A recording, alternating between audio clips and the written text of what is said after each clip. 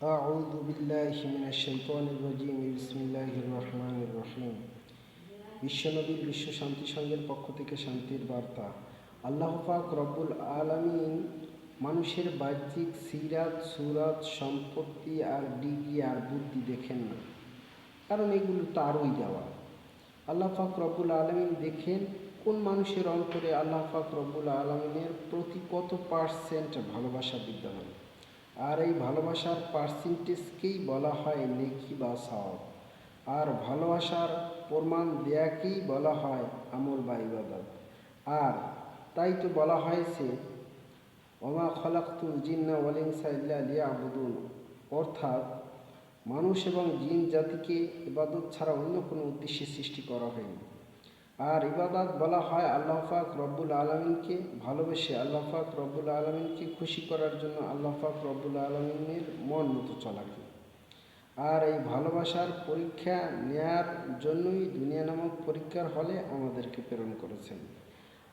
আর ভালোবাসার পরীক্ষা দিতে হলে কালিমা ইমানি মোফাসালের 7টি বিষয় সঠিক ব্যাখ্যা মতো বিশ্বাস নামক ফরম পূরণ করিতে হয়।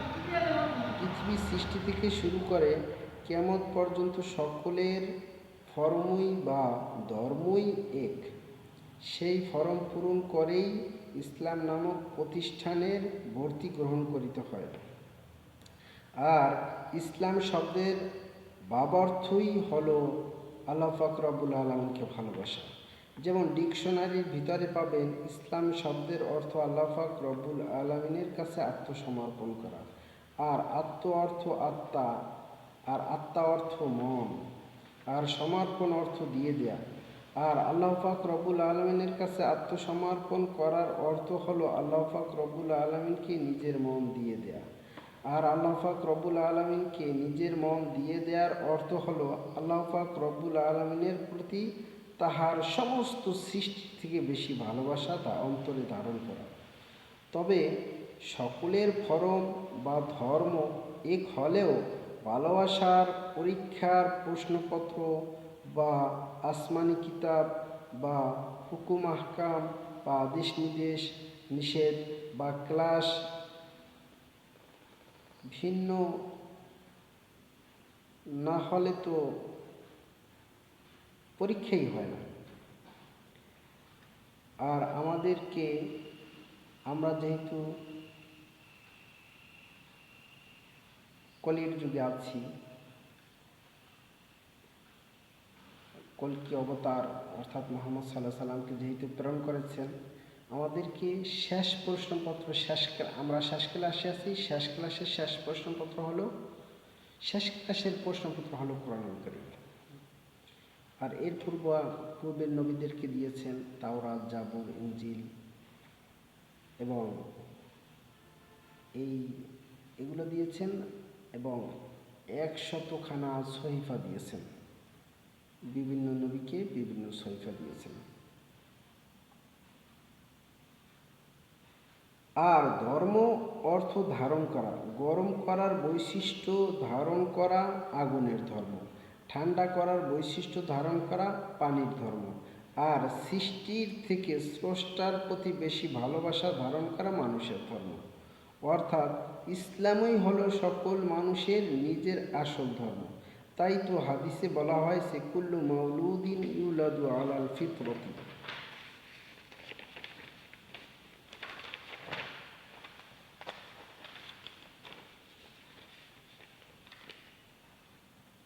অর্থাৎ প্রতিটি শিশুই ইসলামের উপর জন্মগ্রহণ করে। বালেগ হওয়ার পরেই যখন আল্লাহর নাফরমান নামক মনকে, অর্থাৎ অবাধ্য নফসকে ভিতরে ঢুকিয়ে দেওয়া হয়, তখন তাদের পরীক্ষা শুরু হয়ে যায়। আল্লাহকে ভালোবেসে আল্লাহর মন মতো চলি নাকি নিজের মন মতো চলি, এই হলো পরীক্ষা। আর সকলের প্রিয়জন আল্লাহ পাক রব্বুল আলামিনকে পেয়ে যাওয়ার তুলনায়, তাহার জান্নাতের তুলনায় দুনিয়া নামক পরীক্ষার হলের সুখই নয়। ইসলামই যেহেতু এই শান্তি পাওয়ার মাধ্যম। তাই ইসলাম শব্দের আরেকটি অর্থ হলো শান্তি। আর প্রিয়জনকে পেয়ে যাওয়ার ভিত্তি সর্বোচ্চ শান্তি। টাকা পয়সা, ধন সম্পদ, বাড়ি গাড়ি, নারী এবং ক্ষমতা, সম্মান পাওয়ার থেকেও বেশি শান্তি হলো প্রিয়জনকে পেয়ে যাওয়া। তাই সকল মানুষের প্রিয়জন হলেন আল্লাহ পাক রব্বুল আলামিন। তাহার মতো এত ভালো মানুষকে আর কেউ বাসে না। তাকে পেয়ে যাওয়ার ভিত্তি সকল শান্তি নিহিত। তাই ইসলাম শব্দের আরেকটি অর্থ হলো শান্তি। আর জাহান্নামের দুঃখের তুলনায় দুনিয়া নামক পরীক্ষার হলের দুঃখই নয়। আখেরাতের দুঃখই দুঃখ, আখেরাতের সুখই সুখ। কারণ জরিপে দেখা গেছে প্রতি সেকেন্ডে 2 জন লোক ইন্তেকাল করেন। আর ইন্তেকাল শব্দের অর্থ হলো স্থানান্তরিত হওয়া, অর্থাৎ পরীক্ষার হল থেকে নিজের বাড়ি জান্নাতে চলে যাওয়া অথবা জাহান্নামে চলে যাওয়া। প্রতি মিনিটে 120 জন লোক ইন্তেকাল করে। প্রতি ঘন্টায় 7,002 জন লোক ইন্তেকাল করে। প্রতিদিন 1,72,800 জন লোক ইন্তেকাল করে। আর পরীক্ষার হল থাকার জায়গা নয়। তাই পৃথিবীর কোনো নবী দুনিয়া নামক পরীক্ষার হলে এসে বিল্ডিং বানাননি, আর কম্পিউটারও বানাতে যাননি। কারণ এই জায়গায় থাকারই জায়গা না। থাকার জায়গা হলো জান্নাতে। যে জান্নাতে আমাদের আদি পিতা আদম আলাইহিসসালাম ও হাওয়া আলাইহিসসালাম ছিলেন। পরে একজনকে পরীক্ষার জন্য শ্রীলঙ্কা, আরেকজনকে মক্কার জেদ্দায় নামিয়ে দিয়েছেন এবং উভয়কে আরাফার ময়দানে পুনরায় পরিচয় করিয়ে দিয়েছেন। তাই সেই ময়দানকে বলা হয় পরিচয় পাওয়ার ময়দান, যাহার আরবি হলো আরাফার ময়দান। যেখানে না গেলে আমাদের হজই পরিপূর্ণ হয় না। এবং যেই জান্নাতকে আমাদের নবী মুহাম্মদ সাল্লাল্লাহু আলাইহি ওয়াসাল্লাম আল্লাহর তৌফিকে মেরাজের সময় দেখে এসেছেন, সেখান থেকে আসার সময় আল্লাহ পাক রব্বুল আলামিন এর কাছে চেয়ে নামাজ নামক জান্নাতের চাবিও নিয়ে এসেছেন। তাই তো মেরাজের পূর্বে 5 ওয়াক্ত নামাজ ছিল না। সেখানে জান্নাতে হিন্দু, বৌদ্ধ, খ্রিস্টান, মুসলিম সকলের জন্য বাড়ি বানানো আছে। দুনিয়াতে প্রেরণ করেছেন সেটা ক্রয় করার জন্য। তাই ক্রয় করিতে না পারিলে আল্লাহ পাক রব্বুল আলামিন তাহা অন্যকে বোনাস হিসেবে দিয়ে দিবেন। আল্লাহ পাক তাহা বিক্রি করিবেন ভালোবাসার বিনিময়ে, অর্থাৎ জান, মাল, সময়ের থেকে যদি আল্লাহ পাক রব্বুল আলামিনকে বেশি ভালোবাসিতে পারি, তাহলেই সেই চিরস্থায়ী বাড়ি আল্লাহ পাক রব্বুল আলামিন আমাদেরকে দিয়ে দিবেন। যেই জান্নাতকে আমরা মায়ের গর্ভে আসার পূর্বে দেখেছিলাম, কিন্তু কিছুই মনে নেই। যেমন মায়ের গর্ভে বসে কী খেয়েছি তাহা মনে নেই, এবং জন্মের পরে মায়ের স্তন থেকে যে দুধ খেয়েছি তাহাও মনে নেই। তাই মনে করিয়ে দেওয়ার জন্য যুগে যুগে আল্লাহ পাক রব্বুল আলামিন লক্ষ লক্ষ রাসূলগণকে পাঠিয়েছেন। আর রাসূল শব্দের অর্থ হলো সংবাদবাহক বা বার্তাবাহক। আমাকে সৃষ্টি করিনি, আমাকে একজনে ভালোবাসার পরীক্ষা নেয়ার জন্য সৃষ্টি করেছেন। আমি যদি আমাকে সৃষ্টি করিতাম তাহলে আপনার থেকে জ্ঞানী এবং সুদর্শন বানাতাম নিজেকে। আর কিছু করিতাম আর না করিতাম, অন্তত পক্ষে মৃত্যুকে ঠেকিয়ে রাখতাম। কিন্তু 3টি কাজের একটিও পারি না। কারণ আমাকে আমি সৃষ্টি করিনি। আমাকে যিনি সৃষ্টি করেছেন তিনি উদ্দেশ্যবিহীন সৃষ্টি করেননি। কারণ উদ্দেশ্যবিহীন কাজ করে পাগল এবং শিশুরা। আমার স্রষ্টা পাগলও নয়, শিশুও নয়। তিনি মহাজ্ঞানী। তাহার একটি উদ্দেশ্য আছে। উদ্দেশ্য হল মহাব্বতের পরীক্ষা নেয়। পরীক্ষা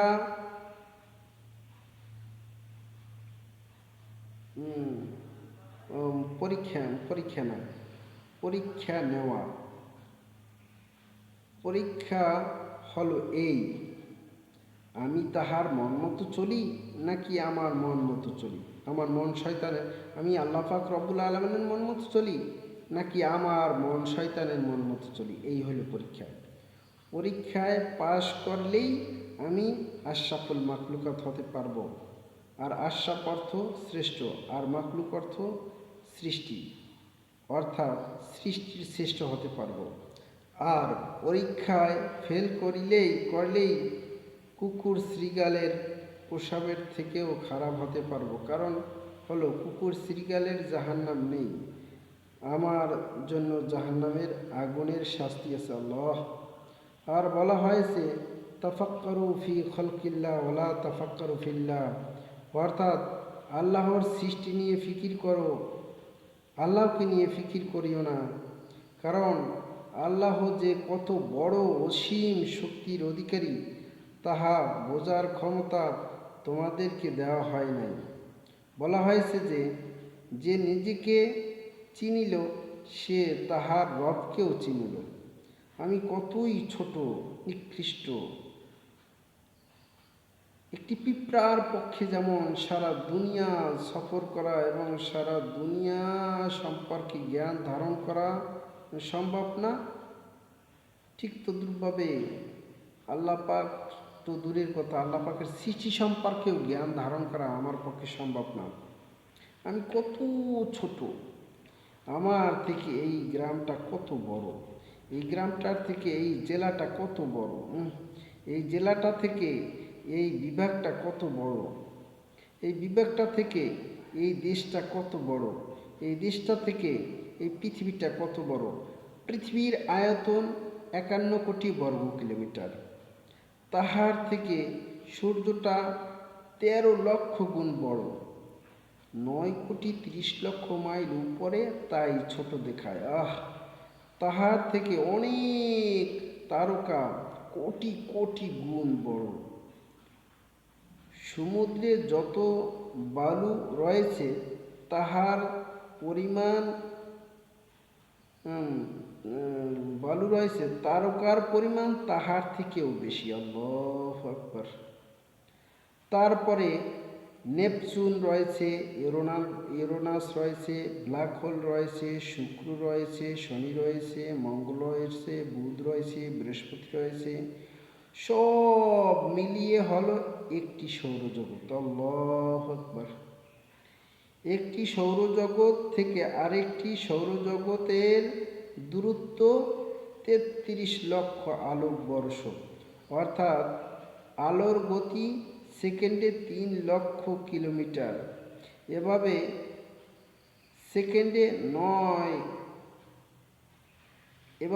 সেকেন্ড নয়, ঘন্টা নয়, সপ্তাহ নয়, মাস নয়, 33 লক্ষ বছর আলোটি চলতে থাকিলে যত দূর যাবে তত দূরে আরেকটি সৌরজগৎ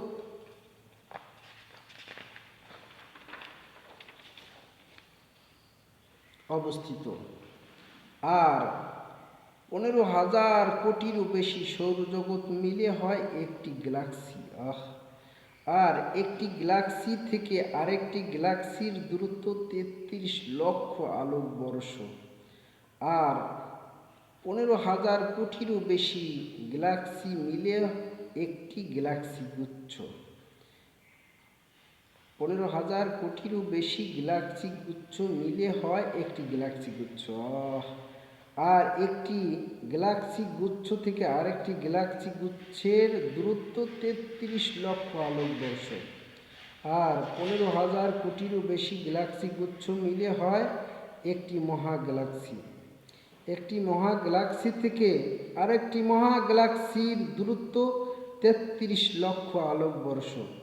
এভাবে 15,000 কোটিরও বেশি মহা গ্যালাক্সির সন্ধান বিজ্ঞানীরা পেয়েছে। আর যাহা পায়নি তাহা জানবে কিভাবে? আর উল্লিখিত সকল কিছুই প্রথম আসমানের নিচে অবস্থিত। এজন্যই বলা হয়েছে বিজ্ঞানীদের যেখানে শেষ সেখান থেকে আল্লাহর কুদরত শুরু। যত কিছু উল্লেখ করিলাম তাহার থেকে প্রথম আসমান এত বড় যে একটা ফুটবলের তুলনায় পুরা দুনিয়াটা যত বড়। আল্লাহু আকবার। প্রথম আসমানটা তত বড়। প্রথম আসমানের তুলনায় দ্বিতীয় আসমান অত বড়, একটি ফুটবলের তুলনায় সারা দুনিয়াটা যত বড়। আল্লাহ। দ্বিতীয় আসমানের তুলনায় তৃতীয় আসমানও তত বড়। আল্লাহ। তৃতীয় আসমানের তুলনায় চতুর্থ আসমানও তত বড়। চতুর্থ আসমানের তুলনায় পঞ্চম আসমানও তত বড়। পঞ্চম আসমানের তুলনায় ষষ্ঠ আসমানও তত বড়। ষষ্ঠ আসমানের তুলনায় সপ্তম আসমানও তত বড়। উপরে উল্লিখিত সব কিছুর থেকে বড় হলো সিদরাতুল মুনতাহা। আল্লাহ। যেটা ফেরেশতাদের যাতায়াতের শেষ সীমা। সিদরাতুল মুনতাহা থেকে ফেরেশতাদের জমিনে আসিতে লাগে 1 ন্যানো সেকেন্ড, অর্থাৎ 1 সেকেন্ডের 1000 ভাগের 1 ভাগ। যেমন জিবরাইল আলাইহিসসালাম যখন সিদরাতুল মুনতাহায় অবস্থিত, তখন ইয়াহুদা সহ তাহার বাকি ভাইয়েরা মিলে আমাদের ইউসুফ আলাইহিসসালামকে বেঁধে যখন কূপের ভিতর নিক্ষেপ করেছে, নিক্ষেপ করার পরে আল্লাহ পাক রব্বুল আলামিনের হুকুমে ইউসুফ আলাইহিসসালামের শরীর পানিতে ভিজার পূর্বে জিবরাইল আলাইহিসসালাম পাখা বিছিয়ে দিয়েছিলেন। আল্লাহু আকবার। তাহলে বুঝে নিন জিবরাইল আলাইহিসসালামের চলার গতি কত দ্রুত। সিদরাতুল মুনতাহার উপরে অবস্থিত জান্নাত। আল্লাহ। 8টি জান্নাত। জিবরাইল আলাইহিসসালাম আল্লাহ পাক রব্বুল আলামিনের কাছে আবেদন পেশ করিলেন যে, হে আল্লাহ, তোমার প্রিয় বান্দাদের জন্য যে জান্নাত বানিয়েছ, আমি তাহা একটু ঘুরে দেখে আসতে চাই। আল্লাহ পাক রব্বুল আলামিনের অনুমতি পেয়ে 3 লক্ষ বছর জিবরাইল আলাইহিসসালাম 600 পাখা ব্যবহার করে উড়তে রইলেন। 3 লক্ষ বছর পরে আল্লাহ পাক রব্বুল আলামিনের কাছে জিজ্ঞেস করিলেন, হে আল্লাহ, কত দূর আসলাম? অতি উত্তরে আল্লাহ পাক রব্বুল আলামিন বললেন, তুমি 8 জান্নাতের প্রথম সারির খুঁটি পর্যন্ত আসনি। জিবরাইল আলাইহিসসালাম ব্যর্থ হয়ে ফিরে আসলেন। পরীক্ষার হলের তুলনায় আমাদের জান্নাতের আবাসস্থল, বাড়ি, দেশ বড় হবে, তাহাই তো স্বাভাবিক। উপরে যাহা কিছু উল্লেখ করিলাম তাহা সব মিলে যতটুকু হবে তাহার থেকে অগণিত কোটি কোটি গুণ বড় হলো আরশ মহল্লা। এই পর্যন্ত আল্লাহ পাক রব্বুল আলামিন আমাদেরকে জানিয়েছেন, আর যাহা জানাননি তাহা আমরা কিভাবে জানব? এখন বুঝে নিন, এইগুলি যিনি সৃষ্টি করেছেন তিনি কত বড় অসীম শক্তির অধিকারী। আল্লাহ। এইগুলি সৃষ্টি করার পূর্বে আল্লাহ পাক রব্বুল আলামিন সত্তাগতভাবে যেথায় ছিলেন, যেভাবে ছিলেন, যেখানে ছিলেন, যেভাবে ছিলেন, এখনও সেখানে আছেন, সেভাবে আছেন। এবং গুণগতভাবে অর্থাৎ দেখার দিক থেকে তিনি আমার কাছে আছেন, শোনার দিক থেকে তিনি আমাদের কাছে আছেন। যেমন আল্লাহ পাক রব্বুল আলামিনের সাধারণ একটি সৃষ্টি নেটওয়ার্ক, স্যাটেলাইট, অক্সিজেন দ্বারা বুঝে নিন। আমি সঠিক বেঠিক বোঝার পরেও আমাকে আল্লাহ পাক রব্বুল আলামিন কখনোই সঠিক পথে চলার তৌফিক দিবেন না যতদিন পর্যন্ত আমি তাহার কাছে বিনয়ের সাথে তাহাকে পাবার সঠিক পথ জানার মানার তৌফিক এর দোয়া না করিব। কারণ ভালোবাসা জোর করে হয় না। যিনি আল্লাহকে ভালোবাসেন আল্লাহ পাকও তাকে ভালোবাসবেন। যিনি আল্লাহকে ভালোবাসবেন না আল্লাহ পাকও তাকে ভালোবাসবেন না।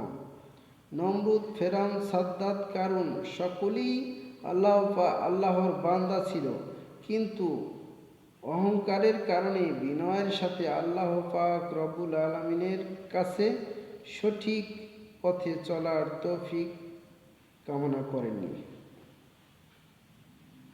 এই জন্যই আল্লাহ পাক রব্বুল আলামিন দুনিয়াতে সকল মানুষের জন্য, মুসলিম ও মুসলিম সকল মানুষের জন্য রহমান ও রহিম, কিন্তু আখেরাতে রহমান রহিম শুধু মানুষের জন্য, অমুসলিমের জন্য রহমান নয়। আল্লাহু আকবার। অর্থাৎ দুনিয়াতে আল্লাহ পাক রব্বুল আলামিন পরীক্ষার হলে সকল মানুষকে, মুসলিম ও মুসলিম সকল মানুষকে ভালোবাসেন, অগণিত গুণ বেশি ভালোবাসেন, অগণিত গুণ বেশি ভালোবাসেন। যা চাইবেন আল্লাহর কাছে তাই পাওয়া যাবে।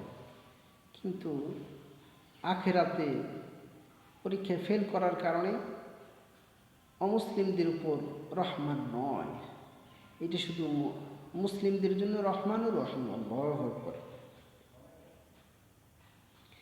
কিন্তু অহংকারের কারণে বিনয়ের সাথে আল্লাহ পাক রব্বুল আলামিনের কাছে সঠিক পথে চলার তৌফিক কামনা করেননি, তাই হেদায়েত পায়নি। তাই চিরকাল জাহান্নামের আগুনে জ্বলিতেই থাকিবে, জ্বলিতেই থাকিবে, জ্বলিতেই থাকিবে। আল্লাহ, হে আল্লাহ, তুমি আমাকে তোমাকে পাবার সঠিক পথ জানার মানার তৌফিক ভিক্ষা দান করো। আল্লাহ। আল্লাহ পাক রব্বুল আলামিন সূরা মুলুকের 2 নম্বর আয়াতে বলেছেন, তোমাদের মাঝে আল্লাহ কি খুশি করার কর্মে কে ভালো তাহা পরীক্ষা নিবার তরে জীবন এবং মৃত্যুকে যিনি দিলেন সৃষ্টি করে, তিনি পরাক্রমশালী অসীম দয়ালু করে। পরীক্ষা দেওয়ার যোগ্যতা যে আল্লাহ পাক রব্বুল আলামিন ফেরেশতাদেরকেও দেননি তা ফেরেশতারা নিজেরাও জানত না। তাই আল্লাহ পাক রব্বুল আলামিন যখন ফেরেশতাদেরকে শোনালেন যে সৃষ্টির মধ্যে যারা শ্রেষ্ঠ হবে দুনিয়াতে অচিরেই আমি তাদেরকে সৃষ্টি করব, তখন ফেরেশতারা বলল, আল্লাহ, আমরাই তো তোমার ইবাদত করি, তুমি কি এমন মাখলুক সৃষ্টি করবে যারা ফাসাদ করবে, মানুষের ফাসাদ করবে, রক্তপাত করবে? মানুষ শ্বাস নেওয়া ছাড়া যেমন ভালো লাগে না, মানুষের শ্বাস নেওয়া ছাড়া যেমন ভালো লাগে না, ফেরেশতাদেরও আল্লাহকে মেনে খুশি করা ছাড়া ভালো লাগে না। তারপরেও তারা সৃষ্টির শ্রেষ্ঠ হতে পারে না। এর কারণ হলো তাদের বিপক্ষের কোনো শক্তির সাথে যুদ্ধ করে পরীক্ষায় পাশ করার কোনো সিস্টেম নেই। অর্থাৎ এর কারণ হলো তাদের বিপক্ষের কোনো শক্তির সাথে যুদ্ধ করতে হয় না, অর্থাৎ তাদের ভিতরে মন শয়তান আল্লাহ পাক রব্বুল আলামিন দান করেননি। যে মন শয়তানের সাথে যুদ্ধ করে পরীক্ষা দিয়ে পাশ করবে সেমন কোনো ব্যবস্থা নেই তাদের জন্য। যে নফসের বিরুদ্ধে যে ফেরেশতারা যে নফসের বিরুদ্ধে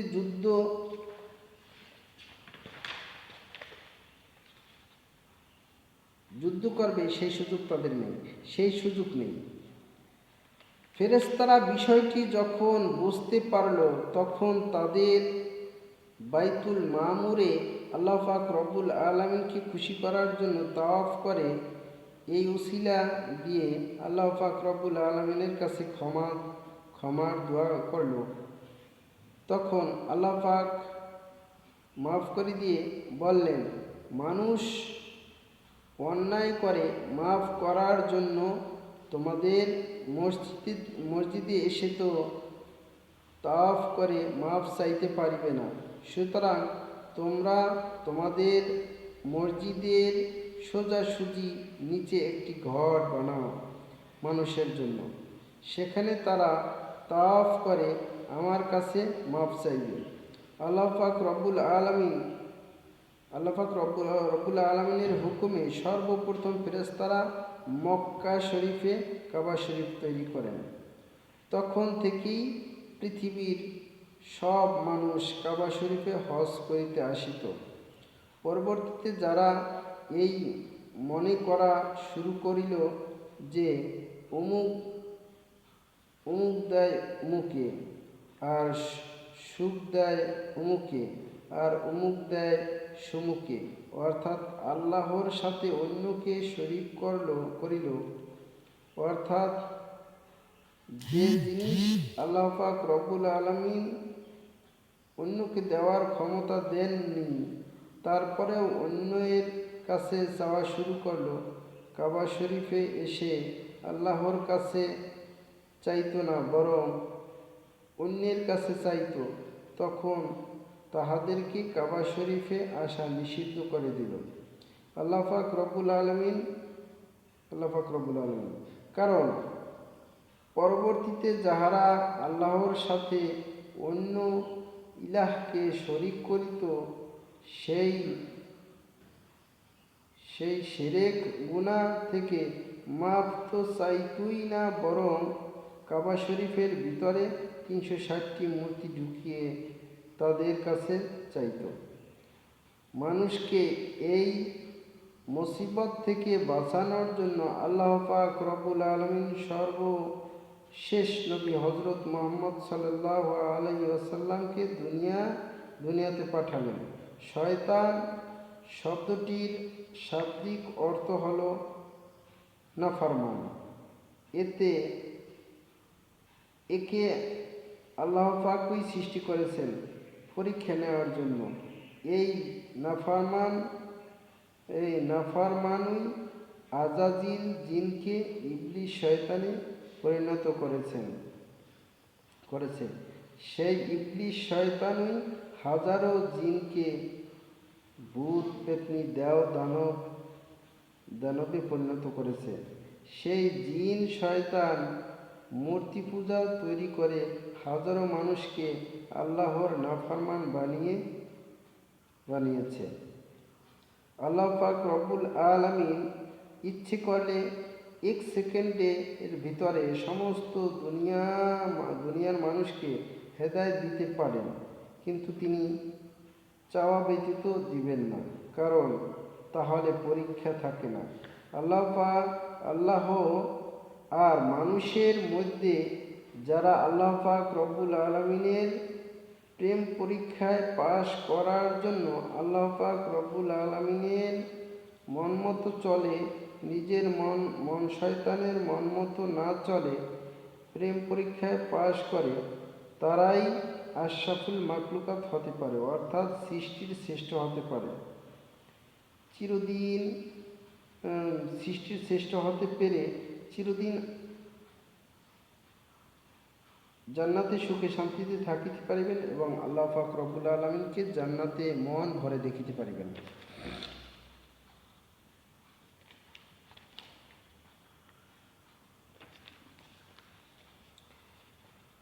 কল্কি অবতারের কথা অর্থাৎ মুহাম্মদ সাল্লাল্লাহু আলাইহি ওয়াসাল্লামের কথা ভগবত পুরাণের 12 নম্বর খণ্ড দ্বিতীয় অধ্যায়ের 18 থেকে 20 নম্বর অনুচ্ছেদে বলা হয়েছে যে বিষ্ণুযশা নামক মহৎ হৃদয়ের ব্রাহ্মণ, যিনি শাম্বালা নামক গ্রামের প্রধান, তাহার ঘরে জন্মগ্রহণ করবেন কল্কি অবতার। তাহার নাম হবে নরশংস। তাকে ঈশ্বর দিবেন উৎকৃষ্ট গুণাবলী, আর ঈশ্বর তাকে দিবেন 8টি অলৌকিক শক্তি। তিনি চলবেন একটি সাদা ঘোড়ায়, তার হাতে থাকবে একটি তরবারি। ভগবদ গীতার 1 নম্বর খণ্ড 3য় অধ্যায়ের 25 নম্বর মন্ত্রে লেখা আছে, কল্কি যুগে রাজারা হবে ডাকাতের মতো। সেই সময় বিষ্ণুযশা এর ঘরে জন্মগ্রহণ করবেন কল্কি অবতার। কল্কি পুরাণের 2য় অধ্যায়ের 5 নম্বর মন্ত্রে বলা হয়েছে, কল্কি অবতারকে সাহায্য করবেন 4 জন সহচর পাপীদের বিরুদ্ধে লড়াই করার জন্য।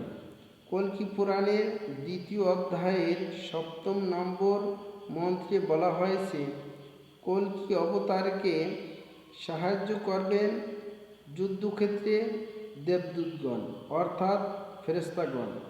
কল্কি পুরাণের 2য় অধ্যায়ের 11 নম্বর মন্ত্রে বলা হয়েছে যে বিষ্ণুযশা নামে এক ব্যক্তির ঘরে সুমতির গর্ভে জন্ম নিবেন কল্কি অবতার। বলা হয়েছে কল্কি অবতারের নাম হবে নরশংস, আর নরশংস অর্থ হলো প্রশংসিত, আর প্রশংসিত এর আরবি হলো মুহাম্মদ। পুরাণের 2য় অধ্যায়ের 15 নম্বর মন্ত্রে উল্লেখ করা হয়েছে, তিনি মাধব মাসের 12 তারিখে জন্মগ্রহণ করবেন। তাহার বাবার নাম হবে বিষ্ণুযশা, আর বিষ্ণু অর্থ ঈশ্বর, আর যশা অর্থ বান্দা। একত্র করলে হয় আল্লাহর বান্দা, যাহার আরবি হলো আব্দুল্লাহ। আর সকলে অবগত যে সকল মানুষের শেষ নবী মুহাম্মদ সাল্লাল্লাহু আলাইহি ওয়াসাল্লামের পিতার নাম আব্দুল্লাহ। আর কল্কি অবতারের মায়ের নাম হবে সুমতি, আর সুমতি অর্থ প্রশান্তি, যাহার আরবি হলো আমিনা। আর সকলে অবগত যে আমাদের সকল মানুষের নবী মুহাম্মদ সাল্লাল্লাহু আলাইহি ওয়াসাল্লামের মায়ের নাম হলো আমিনা।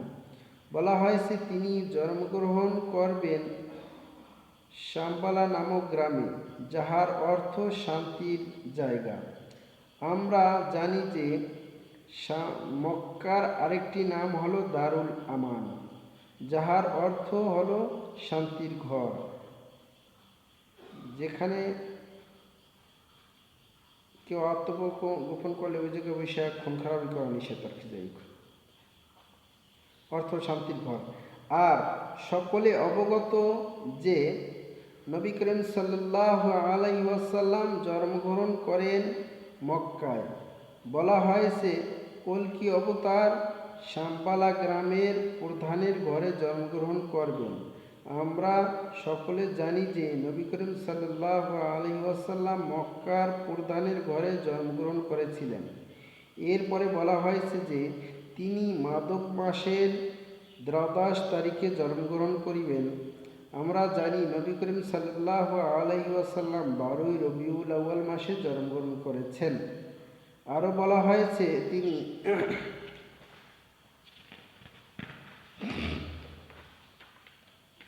তিনি হবেন শেষ অবতার বা শেষ ঋষি।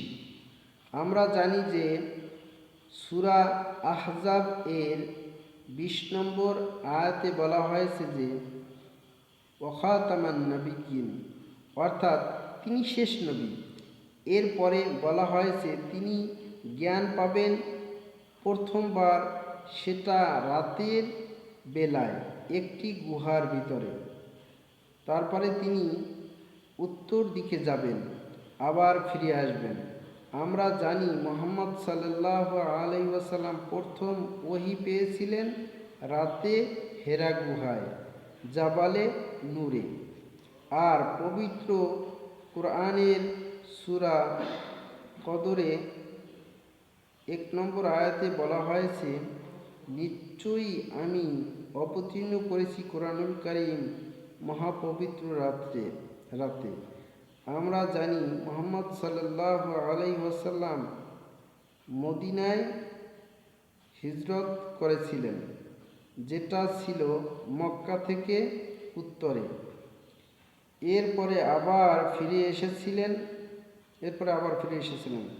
বলা হয়েছে যে ঈশ্বর তাকে দিবেন উৎকৃষ্ট গুণাবলী। বলা হয়েছে যে তিনি 8টি অলৌকিক শক্তি পাবেন। ওই 8টি অলৌকিক শক্তি হল হিন্দু ধর্মগ্রন্থ অনুযায়ী 1 জ্ঞান, 2 আত্মসংযম, 3 জ্ঞান বিতরণ, 4 অভিজাত বংশ পরিচয়, 5 সাহসিকতা, 6 কম কথা বলা, 7 মহানুভবতা, 8 পরোপকারিতা ইত্যাদি। 8 গুণের সবগুলোই আলহামদুলিল্লাহ সর্বশেষ ও চূড়ান্ত নবী মুহাম্মদ সাল্লাল্লাহু আলাইহি ওয়াসাল্লামের ভিতরে দেখা যায়। তারপরে বলা হয়েছে তিনি হবেন পৃথিবীর সব মানুষের পথ প্রদর্শক। আর সূরা সাবার 28 নম্বর আয়াতে বলা হয়েছে যে আর আমি আপনাকে প্রেরণ করেছি পুরো মানব জাতির সুসংবাদদাতা ও সতর্ককারী হিসাবে, কিন্তু অধিকাংশ মানুষই তা জানে না। এরপরে বলা হয়েছে অবতার চড়বেন একটি সাদা ঘোড়ায়। আমরা জানি মুহাম্মদ সাল্লাল্লাহু আলাইহি ওয়াসাল্লাম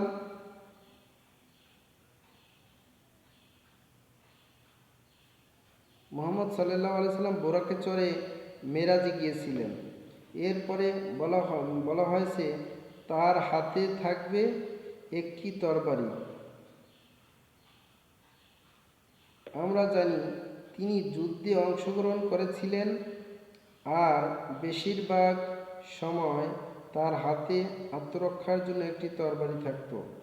এরপর বলা হয়েছে তিনি অজ্ঞ লোকদের পরিচালনা করবেন সরল পথে।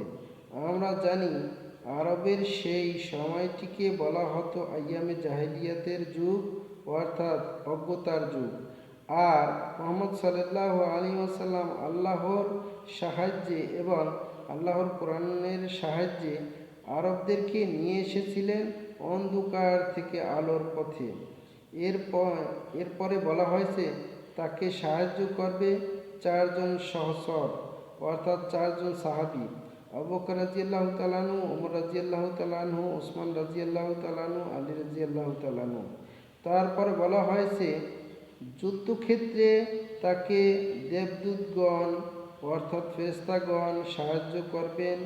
আর সূরা আনফাল এর 8 থেকে 9 নম্বর আয়াতে বলা হয়েছে যে ফেরেশতারা নবীজিকে সাহায্য করেছিল, অর্থাৎ আল্লাহ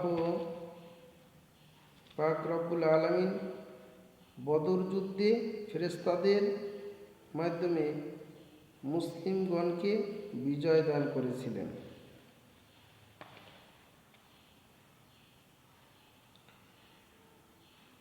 যজুর্বেদ এর 32 নম্বর অধ্যায়ের 3 নম্বর মন্ত্রে বলা হয়েছে নতস্য প্রতিমস্তি, অর্থ ঈশ্বরের কোনো প্রতিমা বা মূর্তি নেই, অর্থাৎ আল্লাহর কোনো ভাস্কর্য বা মূর্তি নেই। আবার লিখা আছে একং ব্রহ্মা দ্বিতীয়ং নাস্তি হেন নাস্তি কিঞ্চন, অর্থাৎ এক আল্লাহ, দ্বিতীয় কোনো আল্লাহ নেই, অর্থাৎ উপাসনা পাওয়ার উপযুক্ত দ্বিতীয় কেউ নেই, যেটাকে আমরা আরবি ভাষায় বলি লা ইলাহা ইল্লাল্লাহ। আল্লাহ ব্যতীত কোনো মাবুদ নাই। মাবুদ বলা হয় যাহার জন্য ইবাদত করা হয় তাহাকে।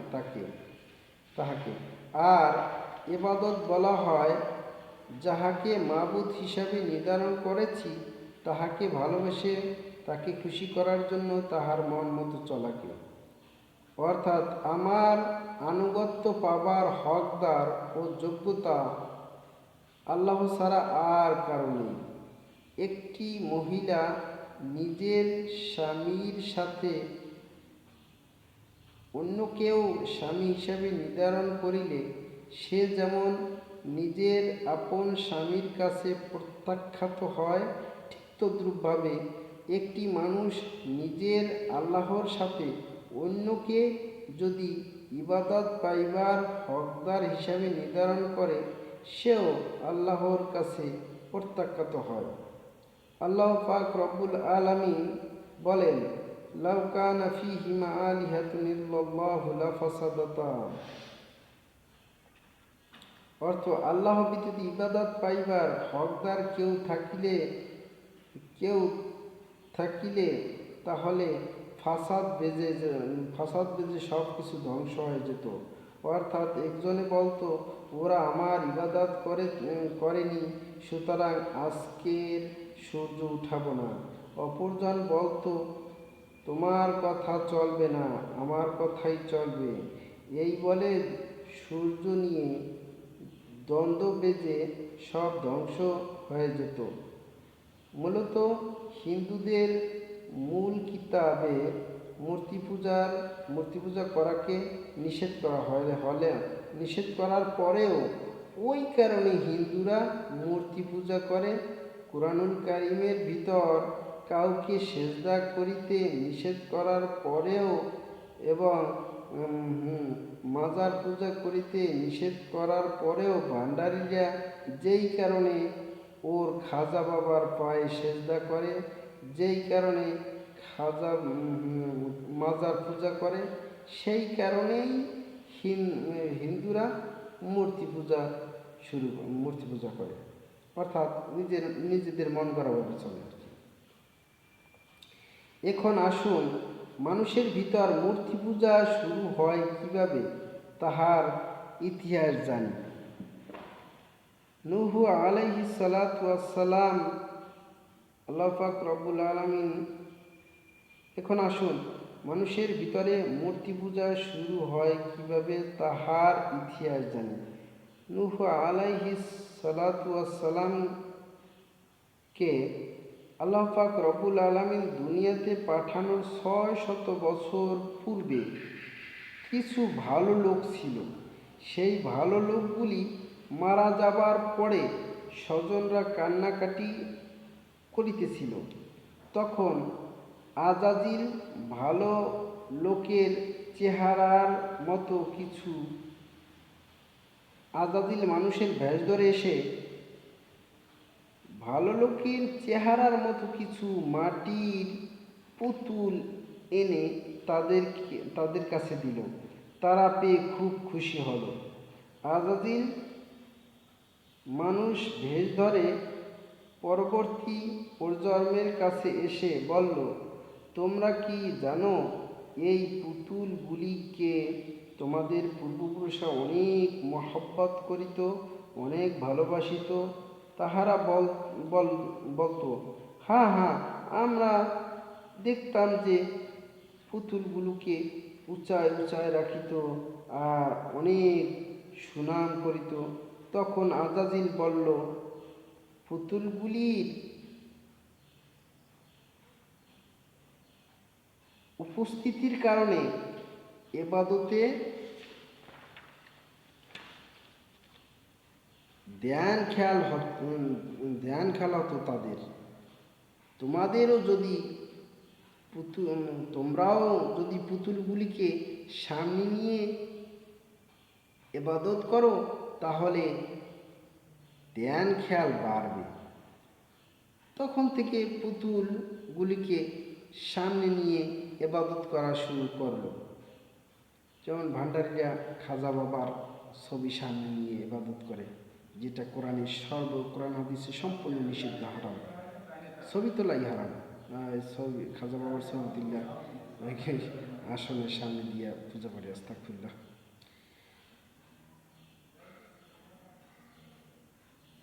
তখনও মানুষকে মূর্তি পূজার ভিতর ঢুকাতে পারেনি আজাজিল পরবর্তী প্রজন্মের কাছে আবার আসলো, বলল, তোমরা কি জানো এই পুতুলগুলিকে সামনে রেখে তোমার পূর্বপুরুষরা ইবাদত করত কেন? তারা বলল, কেন? আজাজিল বলল, যার যাহা প্রয়োজন হতো তাই এই পুতুলের কাছে চাইত, আর তাই পেয়ে যেত। তখন আজাজিলের মিথ্যা কথা বিশ্বাস করে মানুষজন ওই পুতুলগুলির কাছে যার যা প্রয়োজন তাই চাওয়া শুরু করল।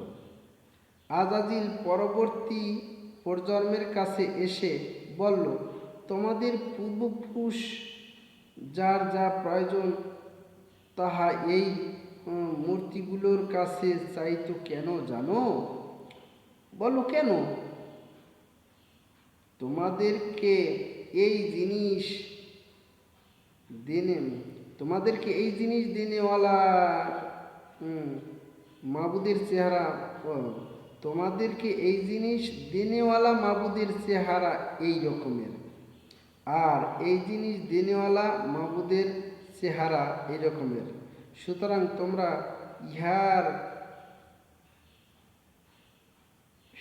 তোমরা ইহার বেশি বেশি পূজা করিলে অধিক পাবে।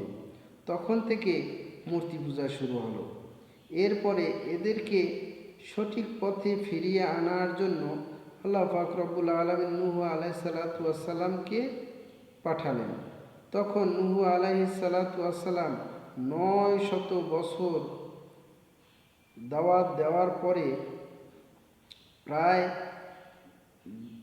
42 জন মানুষ তাদের নিজেদের ইসলাম ধর্মে ফিরে আসলো। 42 জন পুরুষ এবং 42 জন মহিলা মনে হয়। বাকিরা মূর্তি পূজাকে ধরে রাখল, 42 জন ব্যতীত। যেহেতু মানুষের ভাস্কর্যের মাধ্যমে মূর্তি পূজা শুরু হয়েছে, তাই ইসলামে এখন পর্যন্ত মানুষের ভাস্কর্য বানানো, পুতুল বানানো, এমনকি সাংঘাতিক প্রয়োজন ব্যতীত ছবি তোলাও সম্পূর্ণ নিষেধ। মানুষ মন শয়তানের বিরুদ্ধে চলে, আল্লাহ পাক রব্বুল আলামিনের পক্ষে চলার পরীক্ষায় পাশ করার মাধ্যমেই তো আশরাফুল মাখলুকাত হতে পারে, অর্থাৎ সৃষ্টির শ্রেষ্ঠ জীব হতে পারে। মন শয়তানের বিরোধিতা না করিতে পারিলে তো সৃষ্টির শ্রেষ্ঠ হতে পারিত না। আর আল্লাহ পাক রব্বুল আলামিন ভালোবাসার পরীক্ষার জন্যই আমাদেরকে সৃষ্টি করেছেন। তাই ইসলাম শব্দের অভ্যন্তরীণ অর্থ হলো ভালোবাসা। ডিকশনারিতে দেখবেন ইসলাম শব্দের অর্থ হলো আল্লাহ পাক রব্বুল আলামিনের কাছে আত্মসমর্পণ করা। আত্ম অর্থ আত্মা, আর আত্মা অর্থ মন। সমর্পণ অর্থ দিয়ে দেয়া। আর আল্লাহ পাক রব্বুল আলামিনের কাছে আত্মসমর্পণ করার অর্থ হলো আল্লাহ পাক রব্বুল আলামিনকে নিজের মন দিয়ে দেওয়া। আল্লাহ পাক রব্বুল আলামিনকে নিজের মন দিয়ে দেওয়ার অর্থ হলো আল্লাহ পাক রব্বুল আলামিনকে ভালোবাসা। আর এই ভালোবাসার পরীক্ষা নেওয়ার জন্যই আল্লাহ পাক রব্বুল আলামিন আমাদেরকে দুনিয়া নামক পরীক্ষার হলে প্রেরণ করেছে। আমি আল্লাহ পাক রব্বুল আলামিনকে ভালোবেসে আল্লাহ পাক রব্বুল আলামিনকে খুশি করার জন্য আল্লাহ পাক রব্বুল আলামিনের মন মতো চলি, নাকি নিজের মন মতো চলি? এই পরীক্ষার জন্যই আমাদেরকে সৃষ্টি করেছেন। মন যখন খারাপ কাজ মনে যখন খারাপ কাজ করিতে মনে চায় তখন তাহাকে নফসে আম্মারা বলে। এর বিরুদ্ধে চলে যখন তাহাকে আদা মুসলমান বানানো হয় তখন গুনাহের কাজ হলে আফসোস করে। এই অবস্থাটাকে নফসে লাওয়ামা বলে। নফসে লাওয়ামার বিরুদ্ধে চলতে চলতে যখন মনকে পুরোপুরি মুসলমান বানানো হয় তখন সে গুনাহের কাজ করা তো দূরের কথা, গুনাহের নাম শুনতেও মনে চায় না। এই অবস্থাটিকে বলে নফসুল মুতমাইন্না, যাহার ব্যাপারে কুরআনুল কারিমে জান্নাতের সুসংবাদ দেওয়া হয়েছে। বলা হয়েছে, ইয়া আইয়াতুহান নাফসুল মুতমাইন্নাহ ইরজিই ইলা রাব্বিকি রাদিয়াতাম মারদিয়াহ ওয়াদখুলি ফি ইবাদি ওয়াদখুলি জান্নাতি। কি বলছে? ইয়া আইয়াতুহান নাফসুল মুতমাইন্নাহ, এই নফসুল মুতমাইন্নার কথা বলছে। এরপর লাস্ট বলছে ওয়াদখুলি জান্নাতি, জান্নাতে প্রবেশ করো। আচ্ছা, আর ইহা সব কিছু নির্ভর করে ইমানের উপরে, অর্থাৎ কালিমা ইমানে মুফাসসালের 7টি বিষয় বিশ্বাস করাকে ইমান বলে। দৃঢ় বিশ্বাসকে ইয়াকিন বলে। ইয়াকিনের 3 স্তর, আর তৃতীয় স্তরে পৌঁছিতে কালিমা ইমানে মুফাসসালের 7টি বিষয় বেশি বেশি শুনিতে, বলিতে, দেখিতে, পড়িতে, ফিকির করিতে হয়। আর দুনিয়ার বাদশা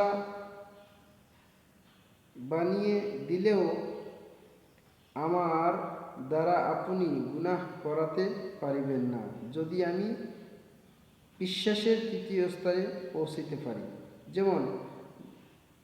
যেমন বাংলাদেশ ব্যাংকের ছাদের উপর দিয়ে মাধ্যম ব্যতীত লাফ দিয়ে রোডে পড়িলে মারা যাব, এই কথাটুকু বিশ্বাসের কারণে আমাকে সারা দুনিয়ার বাদশা বানিয়ে দেওয়ার প্রস্তাব দিলেও আমার দ্বারা যেমন লাভ দেওয়া সম্ভব হবে না। কেন? শুধু সত্যটি বিশ্বাসের কারণে। ঠিক তদ্রূপভাবে 1 ওয়াক্ত নামাজ কাজা করিলে 2,88,00,000 বছর জাহান্নামের আগুনে জ্বলিতে হবে, এই কথাটি যে বিশ্বাস করে সে কোনোভাবে নামাজ কাজা করিবে না।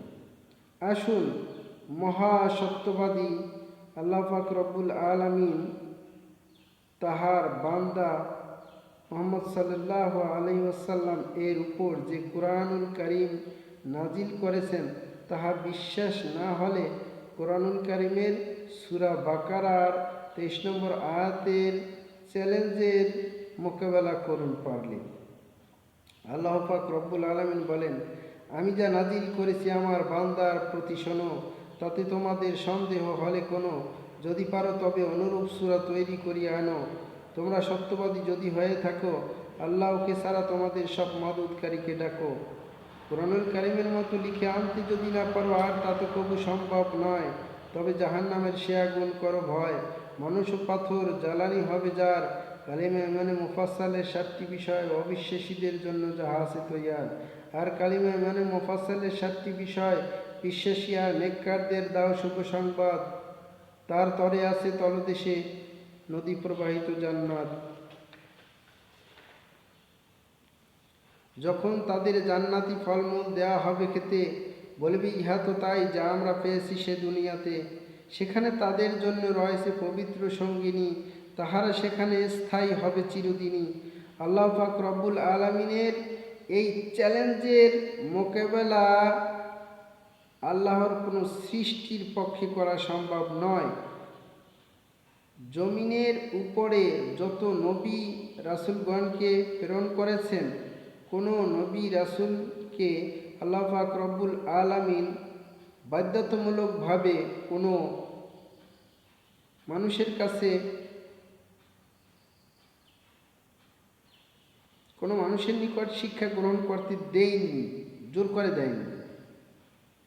এমনকি পৃথিবীর কোনো নবীকে নিজের নামটি পর্যন্ত লিখা শিখতে দেননি। তাহার অনেকগুলি কারণ, এর ভিতরে 4টি কারণ হলো এই। 1 নম্বরে, সমস্ত মানুষের শিক্ষক হলেন নবী রাসূলগণ এবং সমস্ত নবী রাসূলগণের শিক্ষক হলেন আল্লাহ পাক রব্বুল আলামিন নিজে। শিক্ষক যেহেতু ছাত্রের কাছে পড়ে না, তাই নবী রাসূলগণকে কোনো মানুষের কাছে শিক্ষা গ্রহণ করিতে দেননি।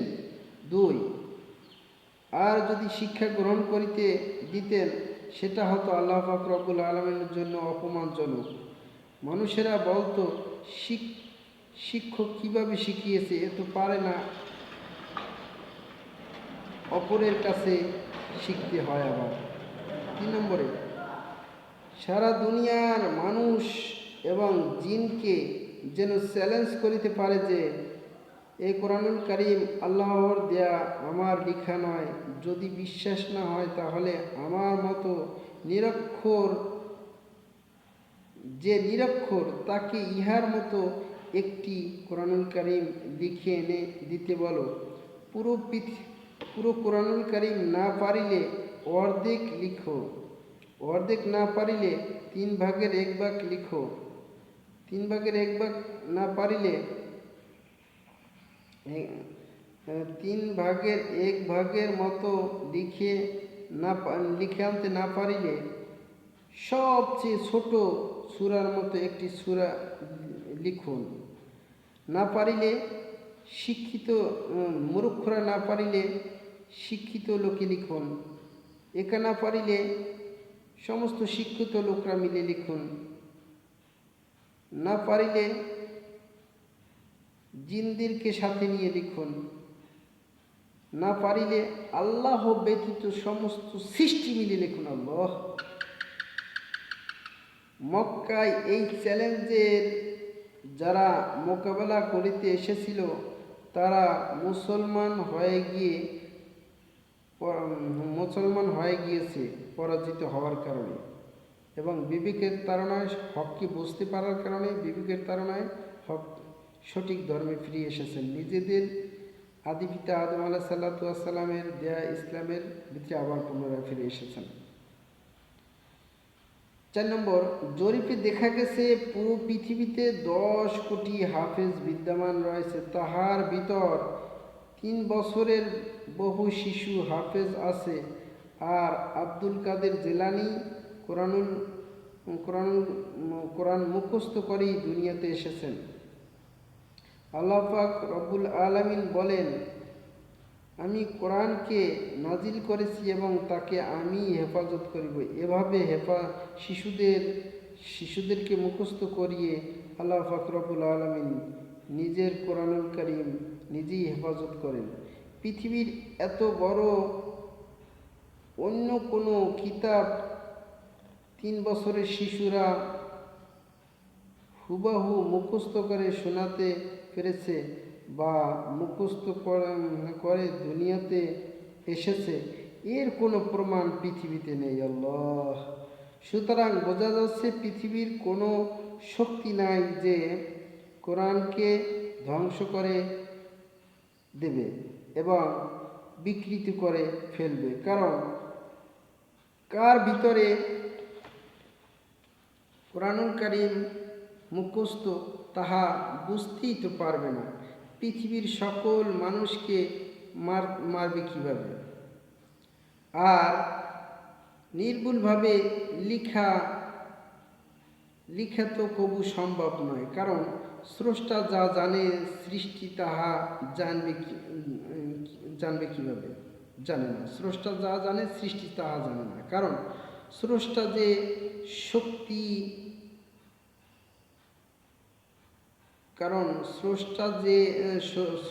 সে শক্তি সৃষ্টিকে দেননি।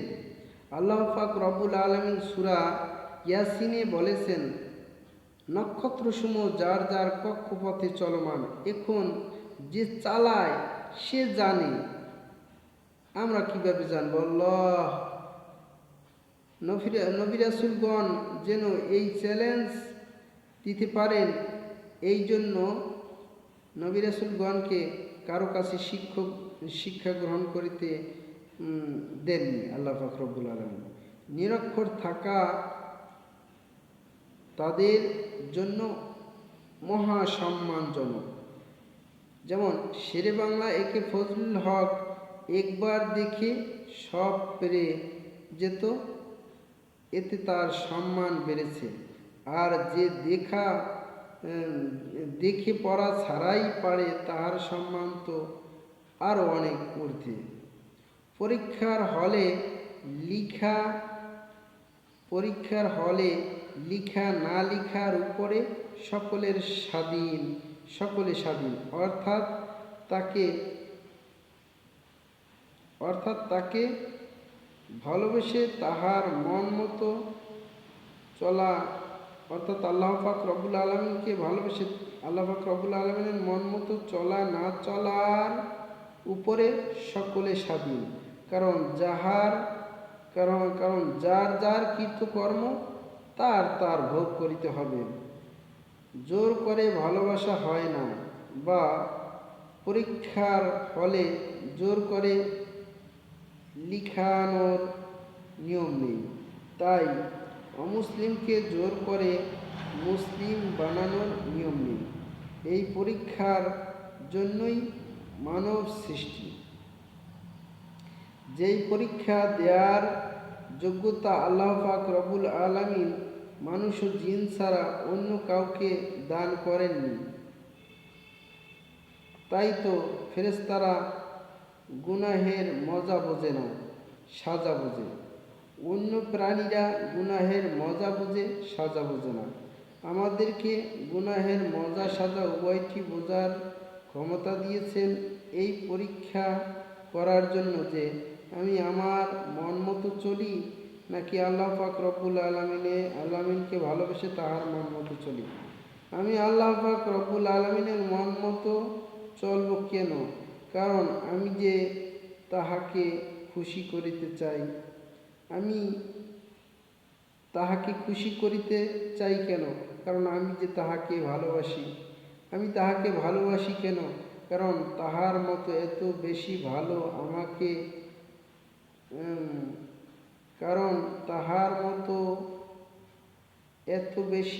ভালো আমাকে তাহার সৃষ্টির মধ্যে আর কেহ যে বাসে না। আর আল্লাহ পাক রব্বুল আলামিনের মতো এত ভালোবাসার যোগ্যতাই তো কারণে। তাই শুধু তিনিই আমার মহাপ্রিয়জন। আর একজন আরেকজনের প্রেমে পড়ে তিন কারণে: 1 রূপ গুণের কারণে, 2 সম্পর্কের কারণে, 3 অবদানের কারণে। 1 রূপ গুণের কারণে, যেমন ছেলে মেয়ে। এদিক থেকে আল্লাহ পাক রব্বুল আলামিন সবের ঊর্ধ্বে।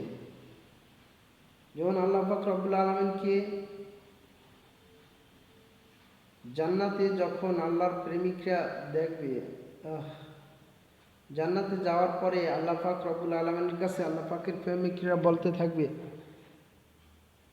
जन्नत दोजख से या रब क्या करो, आरज़ू है मैं तुझसे देखा करो। जन्नत दोजख से या रब क्या करो, जन्नत और दोजख दिया अल्लाह क्या करबो की करबो। आरज़ू है आरज़ू আমার আকাঙ্ক্ষা, আমার তামান্না, মাই তুঝসে দেখা করো, আমি তোমার সাথে দেখা করব, এইটা হলো আমার তামান্না। আল্লাহ পাক রব্বুল আলামিন ঘোষণা দিয়েছেন, মা তাশতাহি আনফুসুকুম ওয়া লাকুম ফিহা মা তাদদাউন, জান্নাতি মন যা চাইবে তাই দেওয়া হবে। এই ওয়াদা দিয়েছেন যেহেতু আল্লাহ পাক রব্বুল আলামিন এই কোরআনের মাধ্যমে যে ওয়াদা দিয়েছেন, ওয়াদার বাস্তবায়ন ঘটাবেন। এইভাবে আল্লাহ পাক সকল জান্নাতীকে দেখা দিবেন। জান্নাতের এক দেখায় 40,000 বছর দেখতে থাকবে। এত মজা, এত মজা। আল্লাহ তো আল্লাহই, আল্লাহ তো আল্লাহই। এত মজা, আরে কত সুন্দর তার সৃষ্টিগুলি। যদি এত সুন্দর, তিনি কত সুন্দর। আল্লাহ আল্লাহ আল্লাহ, কত মজা। এত দেখতে এত মজা ভাবে, এত মজা ভাবে, এত মজা ভাবে। গোটা সৃষ্টির মধ্যে, জান্নাত জাহান্নামের মধ্যে কোনো, গোটা সৃষ্টির মধ্যে এত মজা আর কিছু নাই। এক দেখায় 40,000 বছর চলে যাবে। আল্লাহ পাক 40,000 বছর পরে বলবেন, এই তোমরা আমাকে কতক্ষণ দেখলে? বলবেন যে আল্লাহ এক টুক দিতে পারলাম না, এর ভিতরেই তুমি জিজ্ঞেস করতেছো কতক্ষণ দেখলে। 1 সেকেন্ড কি হবে? কেন 40,000 বছরকে 1 সেকেন্ডের মতো মনে হবে কেন? আহ সুখের সময় মনে হয় যেন দ্রুত চলে গেল, আর দুঃখের সময় মোটে যেতে চায় না।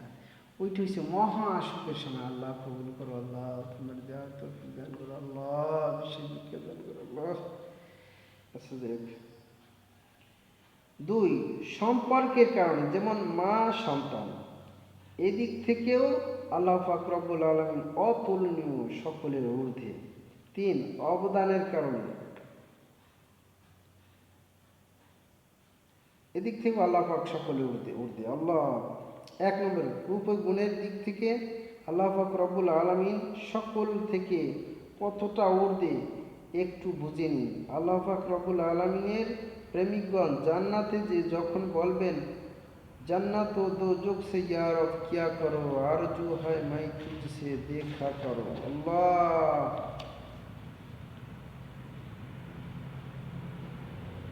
হায় আল্লাহ, হায় আল্লাহ, হে আমার রব, জান্নাত আর দোজখ দিয়ে আমি কি করব? আমার আরজু, আমার আকাঙ্ক্ষা, আমার তামান্না হলো তোমার সাথে একটু দেখা করো। আল্লাহ আল্লাহ আল্লাহ পাক রব্বুল আলামিন কোরআনুল কারীমের মাধ্যমে যেহেতু এই ওয়াদা করেছেন যে মা তাশতাহি আনফুসুকুম ওয়ালাকুম ফিহা মা তাদদাউন, অর্থাৎ জান্নাতে মন যাহা চাইবে তাহাই দেওয়া হইবে।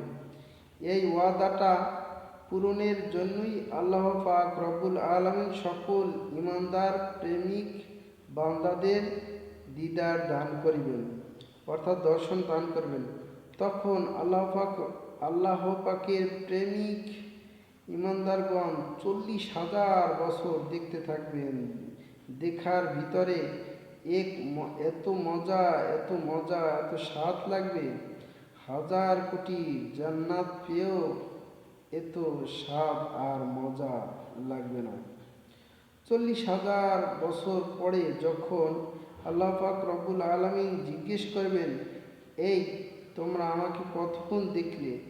তখন সকলে বলবে, হে আল্লাহ, একটি পলক দিতে পারলাম না, এর ভিতরেই তুমি জিজ্ঞেস করিতেছ কতক্ষণ দেখলে।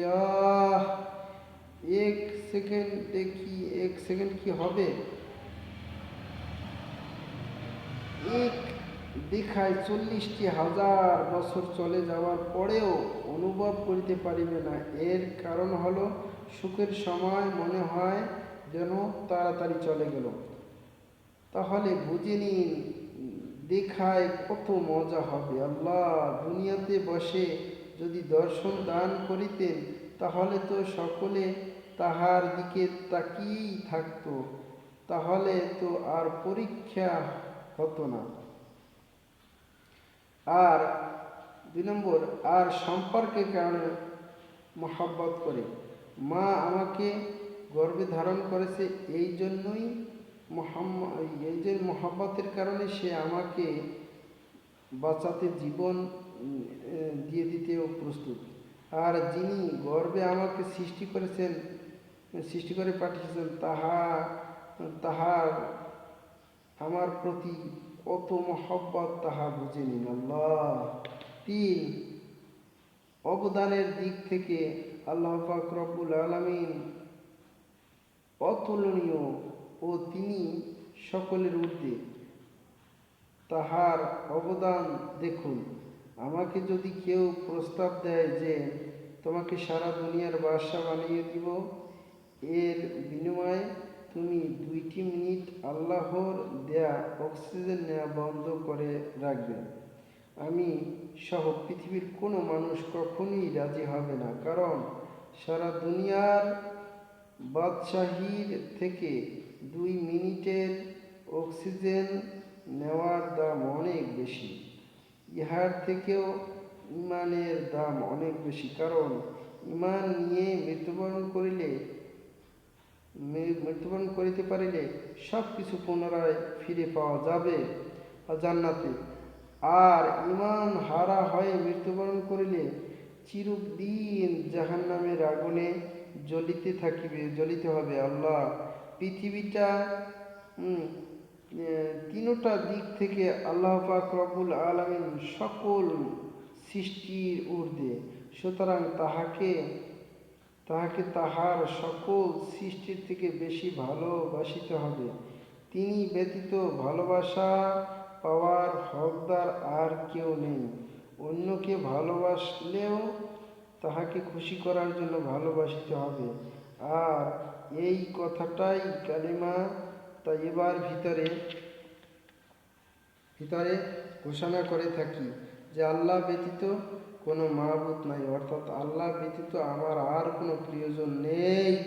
আল্লাহ পাক রব্বুল আলামিনকে খুশি করার জন্য আল্লাহ পাক রব্বুল আলামিনের প্রিয়জনকেও ভালোবাসিতে হবে। আর আল্লাহ পাক রব্বুল আলামিনকে খুশি করার জন্য আল্লাহ পাক রব্বুল আলামিনের দুশমনের সাথেও দুশমনি রাখতে হবে। আর আল্লাহ পাক রব্বুল আলামিনের বন্ধুদের সাথে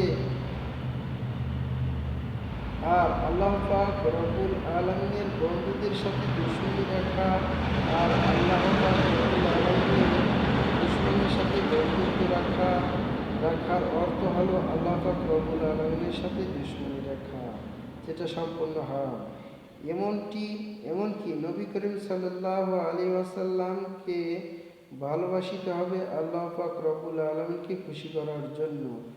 যাকে মাকে বাবাকে ভালোবাসিতে হবে আল্লাহকে খুশি করার জন্য। আল্লাহর বিরুদ্ধে গিয়ে নবীকে, মাকে, বাবাকে ভালোবাসা হারাম।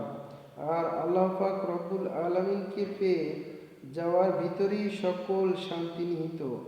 আর প্রিয়জনকে পেয়ে যাওয়ার ভিতরেই সকল শান্তি নিহিত। যেমন সারা দুনিয়ার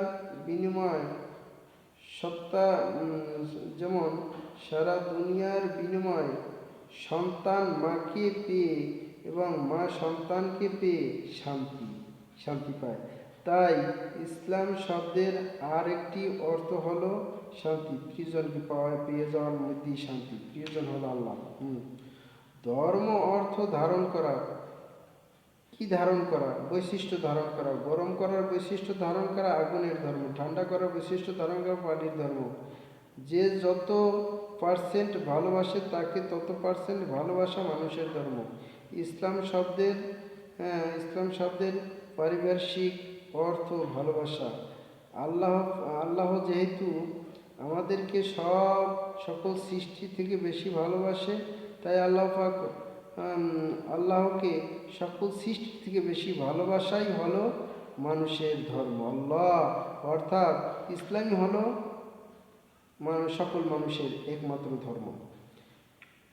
সিন্ধু নদীর পাশে যারা বসবাস করে তাদেরকে হিন্দু বলে। বৌদ্ধ অর্থ বুদ্ধি। গৌতম গোত্রের বুদ্ধিমান লোকটিকে যারা ফলো করে তাদেরকে বৌদ্ধ বলে। ইয়াহুদা আমাদের ঈসা আলাইহিস সালামকে হত্যা করতে আসায় ইয়াহুদা আমাদের ঈসা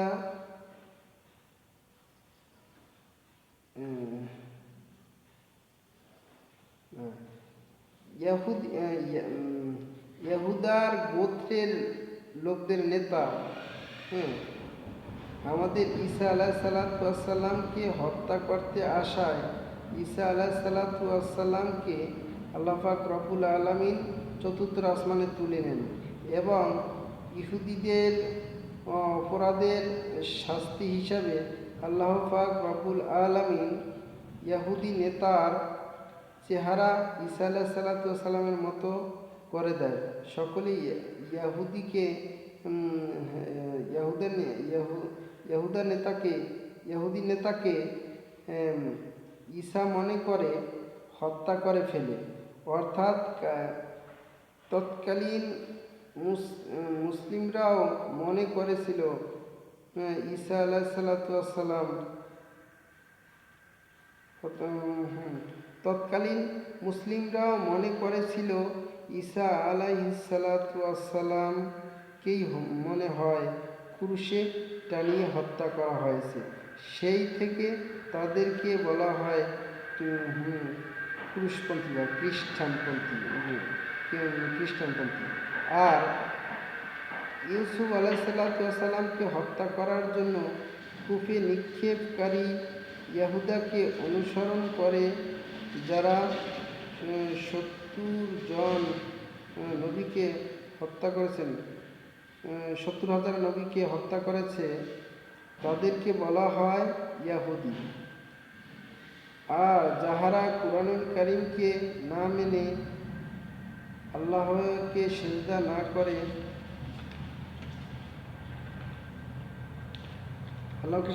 করে বান্ডা শরীফে যে খাজা বাবাকে সেজদা করে, যারা খাজা বাবাকে মাবুদ হিসাবে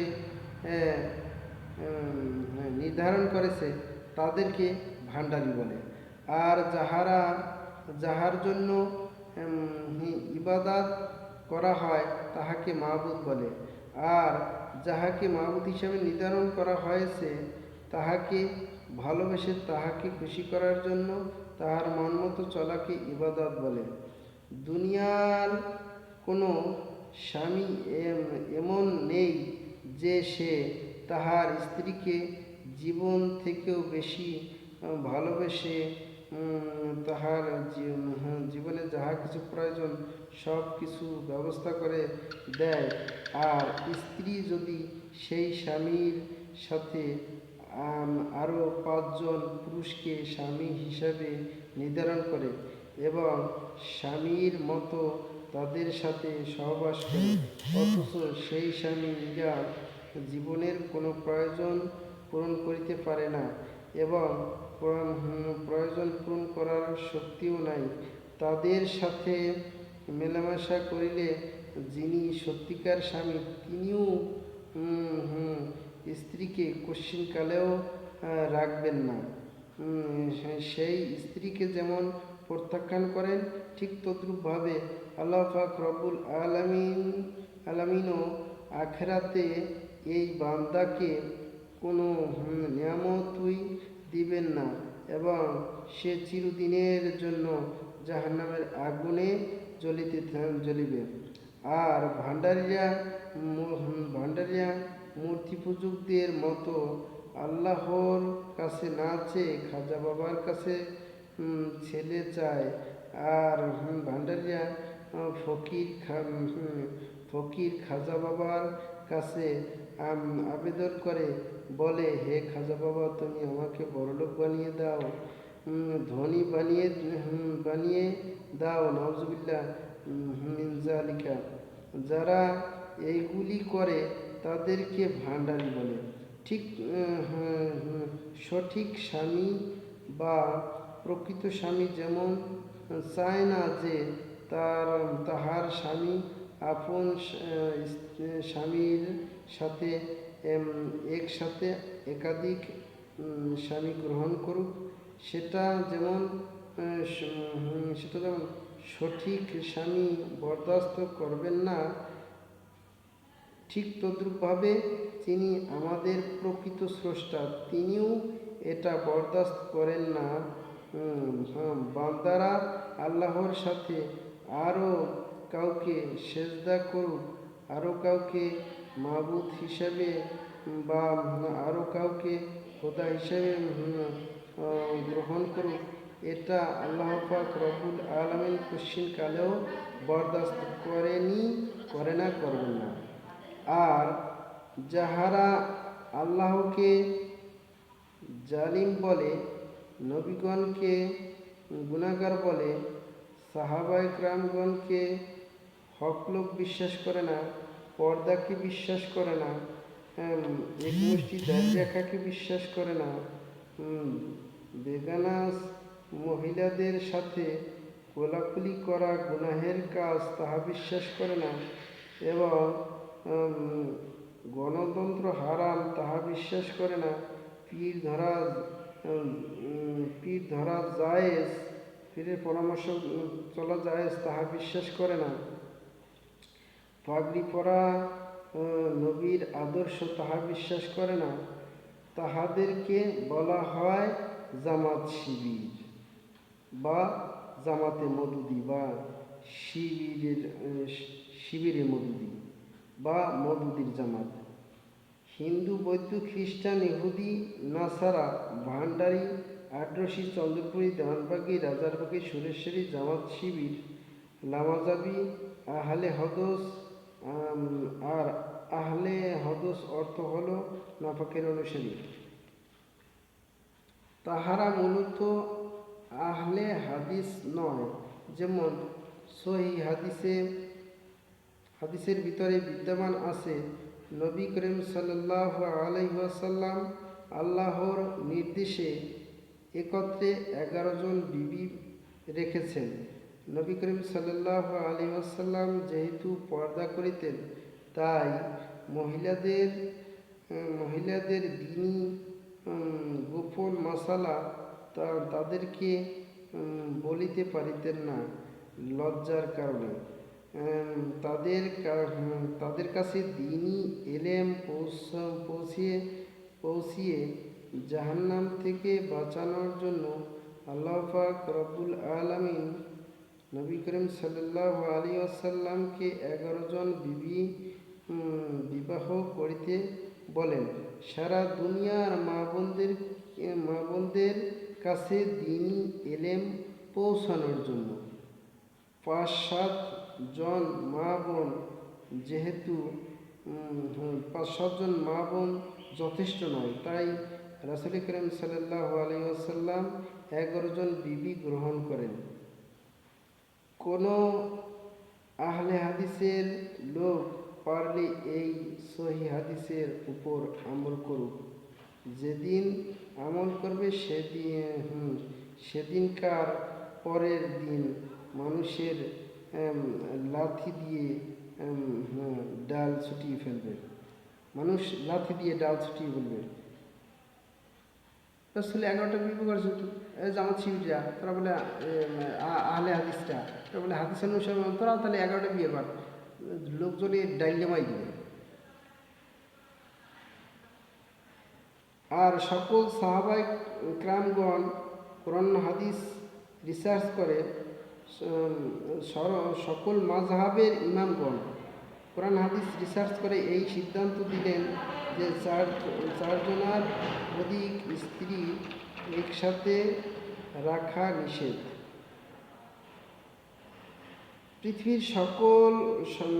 পৃথিবীর সকলে মাযহাবের ইমামদের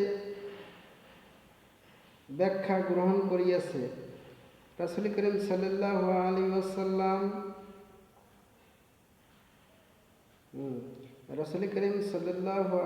ওয়াসাল্লাম হাদিস মানতে বলেননি, বলিয়াছেন সুন্নাত মানতে। আর সুন্নাতের 3টি অর্থের ভিতরে একটি অর্থ হল রাসূল করিম সাল্লাল্লাহু আলাইহি ওয়াসাল্লামের পক্ষ থেকে আদেশকৃত আমলযোগ্য হাদিসকে সুন্নাত বলে। এবং সালাফি, এতাতি, উপরিউক্ত নামগুলি কোনো ধর্মের নাম নয়। এগুলি আল্লাহ পাক রব্বুল আলামিনের কাছে আত্মসমর্পণ করা থেকে লাইনচ্যুত দলের নাম, বা আল্লাহর দেয়া ইসলামের সঠিক বিশ্বাস থেকে লাইনচ্যুত দলের নাম। চরমনাই, তাবলীগ, হেফাজত, ঢালকানগর, মুসলিম কওমি মাদ্রাসা, দারুল উলুম, দেওবন্দ মাদ্রাসা, এটা কোনো ধর্মের নাম নয়, বরং এটা আল্লাহর দেয়া ইসলামের সঠিক বিশ্বাস ধারণকারী দলের নাম। আর ইসলাম কোনো ব্যক্তির নাম নয়, কোনো ধর্ম, কোনো বংশের নাম নয়, কোনো দেশের নাম নয়, কোনো গোত্রের নাম নয়, কোনো দলের নাম নয়, বরঞ্চ ইসলাম হলো একটি বৈশিষ্ট্য বা ভালো গুণ ধারণ করার নাম। আর সেই বৈশিষ্ট্য হলো এই: আল্লাহ পাক রব্বুল আলামিনকে তাহার সৃষ্টির থেকে তাহার প্রতি বেশি মহাব্বত ধারণ করার নামই হলো ইসলাম। এটাই হলো ইসলাম, এটাই আসল সনাতন ধর্ম, এটাই আসল আদি ধর্ম, এটাই আসল চিরন্তন ধর্ম। আল্লাহ পাক রব্বুল আলামিন মুহাম্মদ সাল্লাল্লাহু আলাইহি ওয়াসাল্লামের মাধ্যমে বিকৃত সনাতন থেকে সঠিক সনাতনে নিয়ে এসেছেন। মুহাম্মদ সাল্লাল্লাহু আলাইহি ওয়াসাল্লামের মাধ্যমে পৃথিবীর সকল মানুষের নিজের ধর্ম হলো ইসলাম। মন শয়তান কাউকে পথভ্রষ্ট করিতে পেরেছে, কাউকে পথভ্রষ্ট করিতে পারেনি। এই এতটুকু পার্থক্য। আল্লাহ পাক রব্বুল আলামিনের মহব্বতের পরীক্ষায় পাশ করে আল্লাহ পাক রব্বুল আলামিনের সাথে সুসম্পর্ক করা একদম সহজ, জাহান্নাম থেকে বাঁচা একদম সহজ, জান্নাতে যে আল্লাহ পাক রব্বুল আলামিনকে দেখতে পারা এবং চিরদিন জান্নাতে সুখে শান্তিতে থাকা একদম সহজ। শুধুমাত্র একটি কাজ করিলেই হবে, আর সেটা হলো স্রষ্টাকে পেতে জাহান্নাম থেকে বেঁচে জান্নাতে যে স্রষ্টার সাথে চিরদিন স্রষ্টাকে দেখতে, জান্নাতে চিরদিন সুখে শান্তিতে থাকার সঠিক পথ কোনটি তাহা জানার জন্য ততটুকু মেহনত করা, সৃষ্টিকে পাবার জন্য অর্থাৎ দুনিয়া পাবার জন্য যতটুকু মেহনত করা হয়, ততটুকু মেহনত করার পরে আল্লাহ পাক রব্বুল আলামিন একটি বিবেক দান করিবেন।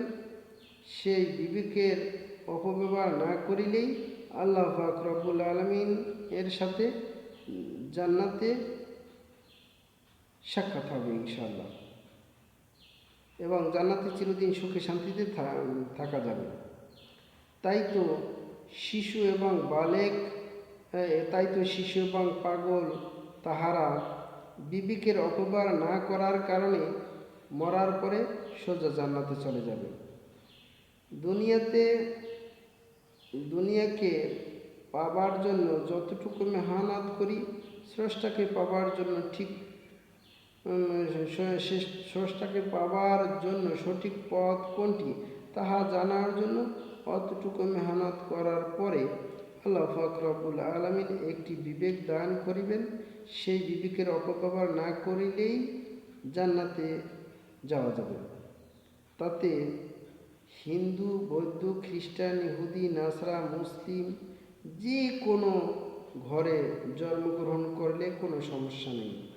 আর মুসলমানদের ঘরে জন্মগ্রহণ করার পরে দুনিয়াকে পাবার জন্য যতটুকু মেহনত করি, স্রষ্টাকে পাবার সঠিক পথ কোনটি তাহা জানার জন্য যদি ততটুকু মেহনত না করি এবং বিবেকের অপব্যবহার করি, তাহলে আমি মুসলমানের ঘরে জন্মগ্রহণ করার পরেও জাহান্নামের আগুনে জ্বলবে, এবং আমি হিন্দুর ঘরে জন্মগ্রহণ করিলে বিবেকের অপব্যবহার করে মূর্তি পূজায় জ্বলিব, এবং আমি হিন্দুর ঘরে জন্মগ্রহণ করিলে বিবেকের অপব্যবহার করে মূর্তি পূজাই করিতাম। নাউজুবিল্লাহি মিন যালিকা। এখন যদি আমি বিবেকের অপব্যবহার করে মাজার পূজা আর বাবা পূজা করি, তাহলে তো হিন্দুর ঘরে জন্মগ্রহণ করিলে মূর্তি পূজা করিতাম। নাউজুবিল্লাহ মিন যালিক। কারণ আল্লাহ পাক রব্বুল আলামিন মানুষের বাহ্যিক সিরাত সুরত সম্পত্তি আর ডিগ্রি আর বংশ দেখেন না, কোন ঘরে জন্মগ্রহণ করছে সেগুলো দেখেন, ডিগ্রি দেখেন না। আল্লাহ পাক রব্বুল আলামিন দেখেন মানুষের অন্তর,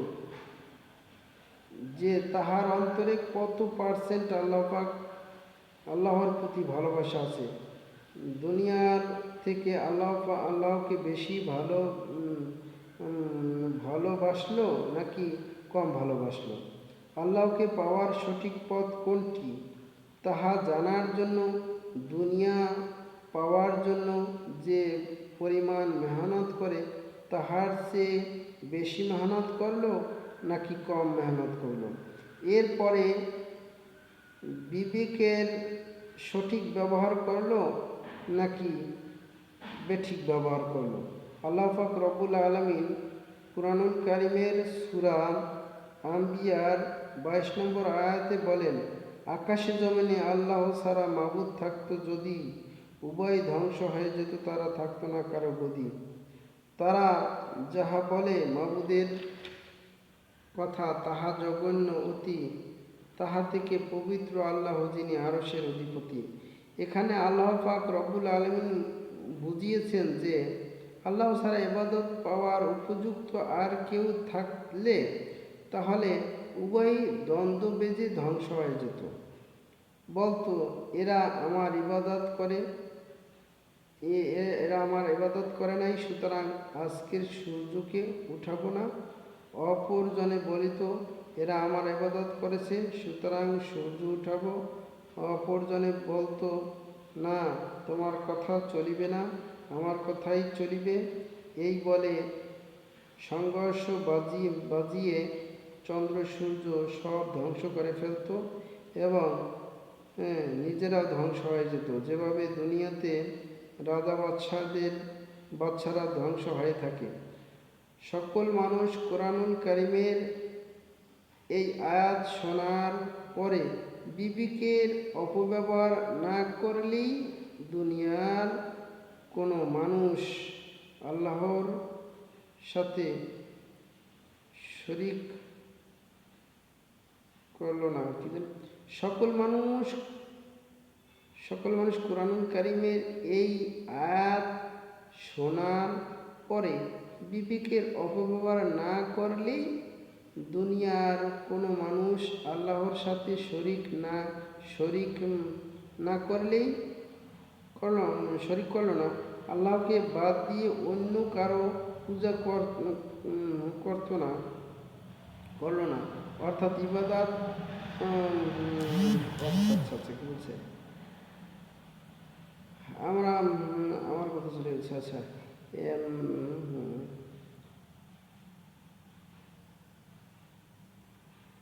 যেভাবে দুনিয়াতে রাজা বাদশারা ধ্বংস হয়ে থাকে। আচ্ছা, সকল মানুষ কুরআনুল কারীমের এই আয়াত শোনার পরে বিবেকের অপব্যবহার না করলেই দুনিয়ার কোনো মানুষ আল্লাহর সাথে শরীক করতো না, আল্লাহকে বাদ দিয়ে অন্য কারো পূজা করতো না, অর্থাৎ ইবাদত করতো না। আল্লাহ পাক রব্বুল আলামিনের সাথে চিরদিন জান্নাতে সাক্ষাৎ করতে পারো। আল্লাহ পাক রব্বুল আলামিনকে জান্নাতে দেখতে পারতো, মন ভরে দেখতে পারতো। আল্লাহ পাক রব্বুল আলামিনের সাথে জান্নাতে সাক্ষাৎ করতে পারতো, চিরদিন জান্নাতে সুখে শান্তিতে থাকতে পারতো। আল্লাহ। আর জান্নাত হলো সাতপাক আসমানের উপরে আরশ মহল্লার নিচে অবস্থিত, যাহা আমাদের নবী মুহাম্মদ সাল্লাল্লাহু আলাইহি ওয়াসাল্লামকে আল্লাহ পাক রব্বুল আলামিন মেরাজের সময় সশরীরে জান্নাতে নিয়ে সচক্ষে সুন্দরভাবে দেখিয়েছেন এবং তিনি আমাদের জন্য আল্লাহ পাক রব্বুল আলামিনের কাছে চেয়ে নামাজ নামক জান্নাতের চাবিও নিয়ে এসেছেন। তাই তো বলা হয়েছে, আসসালাতু মিফতাহুল জান্নাহ, নামাজ বেহেশতের চাবি। আর মিরাজের পূর্বে 5 ওয়াক্ত নামাজ ছিল না।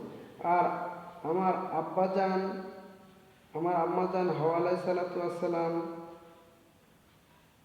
ওয়াসসালামকে আব্বাজানের বাম পাদের অংশ দিয়ে সৃষ্টি করেছেন জান্নাতুল ফেরদৌসের ভিতরে বসে। এরপরে এটা আমি বলি না, এটা আল্লাহ পাক রব্বুল আলামিন বলতেছেন, ইয়া আইয়ুহান নাসুত্তাকু রাব্বাকুমুল্লাযী খালাকাকুম মিন নাফসিন ওয়াহিদাহ ওয়া খালাকা মিনহা যাওজাহা ওয়া বাসসা মিনহুমা রিজালান কাসীরান ওয়া নিসাআ। কি বলছেন? ইয়া আইয়ুহান নাস, হে মানব সকল, ইত্তাকু রাব্বাকুম, তোমরা তোমাদের রবকে ভয় করো, আল্লাযী, যিনি খালাকাকুম, তোমাদেরকে সৃষ্টি করেছেন, মিন নাফসিন ওয়াহিদা, একজন মাত্র মানুষ থেকে, অর্থাৎ আদম আলাইহিস সালাতু ওয়াসসালাম থেকে, ওয়া খালাকা মিনহা যাওজাহা, এবং তাহার থেকে তাহার বিবিকে সৃষ্টি করেছেন, অর্থাৎ আমার আব্বাজানের বাম পাদের অংশ দিয়ে আমার আম্মাজান হাওয়া আলাইহিস সালাতু ওয়াসসালামকে সৃষ্টি করেছেন। ওয়া বাসসা মিনহুমা, এই দুইজন দ্বারা বিস্তার করেছেন, রিজালান কাসীরা, অগণিত পুরুষ, ও নিসা, অগণিত মহিলা।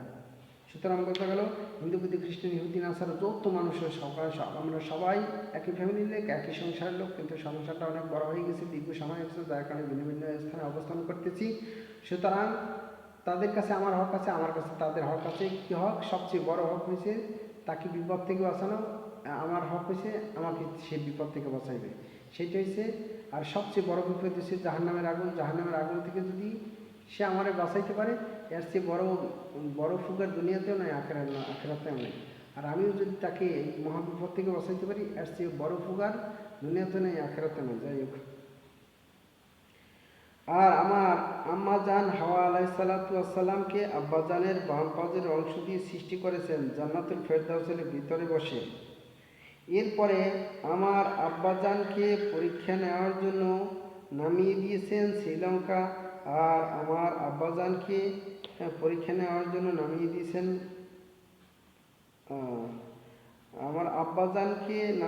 শ্রীলঙ্কা, আম্মাজানকে নামিয়ে দিয়েছেন মক্কার জেদ্দায়।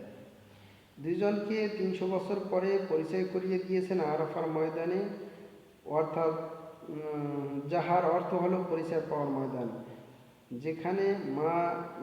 যেখানে না গেলে আমাদের হজই পরিপূর্ণ হয় না। সেই দুইজন থেকে সন্তান হয়েছে, সন্তান থেকে সন্তান হয়েছে, হতে হতে আমরাও হয়ে গেছি। সুতরাং বোঝা গেল, হিন্দু, বৌদ্ধ, খ্রিস্টান, ইহুদি, নাসারা, মুসলিম, অমুসলিম সকলে এক ফ্যামিলির লোক, এক সংসারের লোক, এক ধর্মের লোক। কিন্তু সংসারটি অনেক বড় হয়ে গেছে এবং দীর্ঘ সময় হয়ে গেছে, যার কারণে আমরা ভিন্ন ভিন্ন জায়গায় অবস্থান করতেছি। সে আমাকে জাহান্নামের বিপদ থেকে বাঁচানোর ফিকির করুক, এটা আমি তাহার কাছে ভাই হিসেবে হক রাখি। তদ্রূপ আমার কাছেও সে এই হক রাখে। অল্প পানি বেশি আগুনের সংস্পর্শে গেলে পানির ধর্ম হারাতে হয়। ঠিক তদ্রূপভাবে অজ্ঞ ও দুর্বল ইমানদার শক্তিশালী নাস্তিকের সংস্পর্শে গেলে তার নিজের ধর্ম হারাতে হয়, কারণ ধর্ম প্রভাবিত হয় বন্ধুর দ্বারা। তাই তো বলা হয় সৎসঙ্গে স্বর্গবাস, অসৎসঙ্গে সর্বনাশ। আল্লাহ পাক রব্বুল আলামিনকে পাবার সঠিক পথ কোনটি তাহা জানার জন্য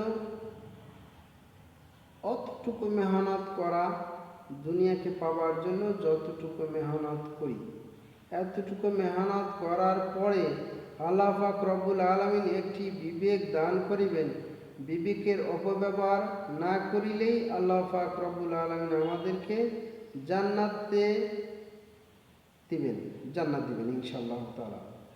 আর বিবেকের অপব্যবহার হয়ে গেলে আমরা তাওবা কবুলের 6টি ফরজে আইন শর্ত আদায় করে, গুনাহ না করার প্রতিজ্ঞা করে ক্ষমা চাইলেই আল্লাহ পাক রব্বুল আলামিন আমাদেরকে ক্ষমা করে দিবেন ইনশাআল্লাহ তাআলা। আসসালামু আলাইকুম রহমতুল্লাহি ওয়া বারাকাতুহু।